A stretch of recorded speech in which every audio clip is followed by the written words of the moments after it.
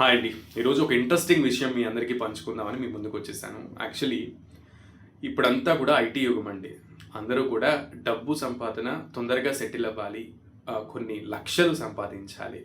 నిజంగా చెప్పాలంటే yearly per annum కొన్ని క్రోర్స్‌లో ఇన్‌కమ్ సాధించాలి అంటే భారతదేశంలో కంటే ఇతర దేశాలకు వెళ్ళి అక్కడ సెటిల్ అవ్వడం ఈజీ. అండ్ అక్కడ కరెన్సీ వాల్యూ కూడా ఎక్కువ ఉంటుంది కాబట్టి ఇక్కడ పౌరసత్వాలు వదులుకొని జీవనభృతి కోసం లేదా ఉద్యోగ అవకాశాల కోసం వేరే దేశాలకు వెళ్ళి అక్కడ ఉద్యోగాలు చేస్తూ సంపాదిస్తూ అక్కడ పౌరసత్వాలు తీసుకుంటున్నటువంటి కాలం ఇది. అవునన్నా కాదన్నా ఇదే వాస్తవం. వేరే దేశాల పౌరసత్వాలు తీసుకుని భారతదేశ పౌరసత్వాన్ని వదులుకుంటున్న వాళ్ళ సంఖ్య ఈ మధ్య చాలా పెరిగిపోతోంది. ఈ క్రమంలో అలా వెళ్ళిపోతున్నటువంటి వాళ్ళ కుటుంబ సభ్యులు, బంధువులు కూడా చాలా గర్వంగా చెప్పుకుంటున్నారు దట్ మా పిల్లలు వేరే దేశాల్లో సెటిల్ అవుతున్నారు, అక్కడ ఉద్యోగాలు చేస్తున్నారు, అక్కడ గ్రీన్ కార్డ్ హోల్డర్స్ లేదంటే అక్కడ పౌరసత్వం తీసేసుకున్నారు అని. ఇలాంటి రోజుల్లో ఒక విషయం చాలా అందరినీ కూడా ఒక్కసారి ఆలోచింపజేసింది.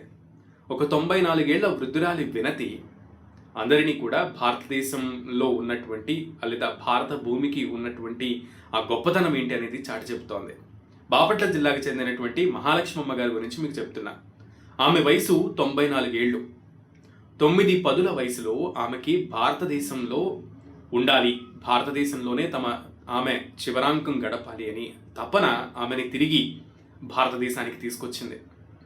భారత పౌరసత్వం కావాలి తిరిగి అని చెప్పి కలెక్టర్కి విజ్ఞప్తి చేసుకుంటే ఆమె విజ్ఞప్తిని అంగీకరించి కలెక్టర్ ఆమెతో రాజ్యాంగం మీద ప్రమాణ స్వీకారం చేయించారు. ఆమెకి పౌరసత్వం కల్పించారు.